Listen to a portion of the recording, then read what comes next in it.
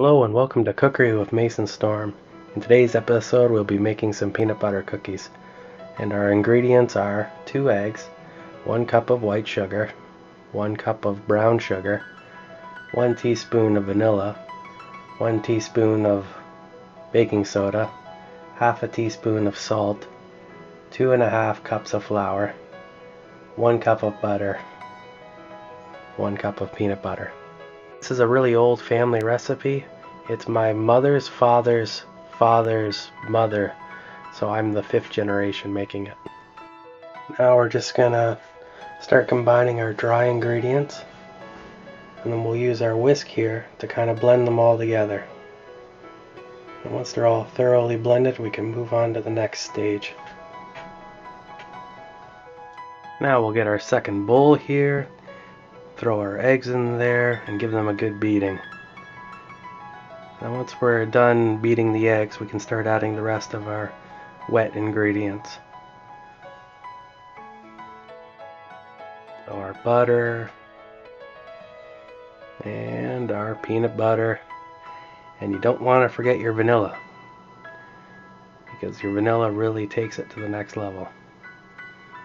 There we go. And then we'll start to mix and combine those. It can be a little tricky with a wooden spoon, especially if a wooden spoon this big. Using a smaller one would work a lot better. Of course, using a mixer would make the whole process a lot easier, either a hand mixer or a stand mixer. But I wanted to be authentic to the way that my mother's grandmother used to make it back in the day. I wonder what it would have been like back then to make cookies like this. Completely different era, before electricity and everything. So we're gonna start combining our dries to our wets. So we're just gonna add a little bit at a time and do it in multiple stages. That prevents like clumping, and it makes it a little bit easier to mix. But this mixture is kind of difficult to mix by hand. So I think I added about 1/3 of it there, maybe a little bit less. Just kind of stir it up, and then do it again. More mixing. Once the floury mixture, the dry mixture mixes in, we add a little bit more and do it again. This is my 3rd one here, so this is just the remainder. And once this is fully combined, the cookies will be almost ready to go into the oven. So we'll move on to the next step.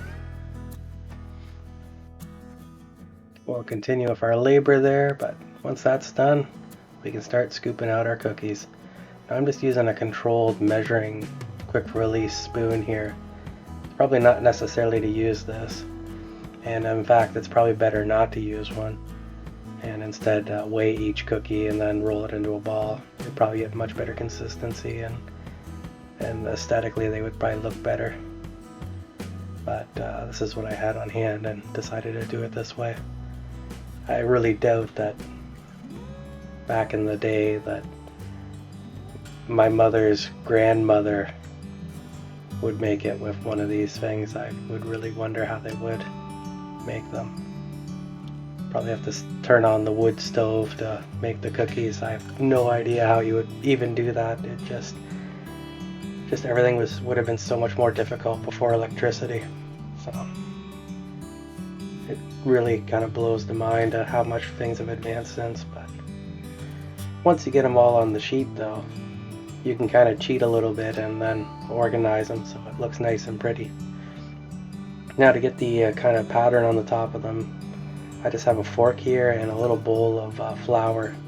So you kind of dip the fork in the flour and then do a cross pattern. And when you do this, don't push down as much as I did. I made them overly flat, and make sure you knock off the flour so you don't make a giant mess like I'm doing right here. And you can have cookies far better than the ones I made. Of course, on the second batch it went a lot better. This recipe makes quite a few cookies, probably enough to last a night, and have some left over, because they mysteriously disappear because they're so tasty. And then once you got your sheet done, get it into the oven. 350 degrees, 15 minutes. And you really want to watch them because this is the type of cookie that if you cook it a little bit too much, they really get kind of hard and crispy. Whereas if you underdo them a little bit, they're a little bit more soft, and I think that's a more preferred method for their creation. And of course, while they're in the oven, start working on the next batch. So, happy Nut Day, and I hope you enjoyed this recipe for peanut butter cookies. I think they're really good, and you should try making them and tell me about it in the comments below. If you like my content, please subscribe for more.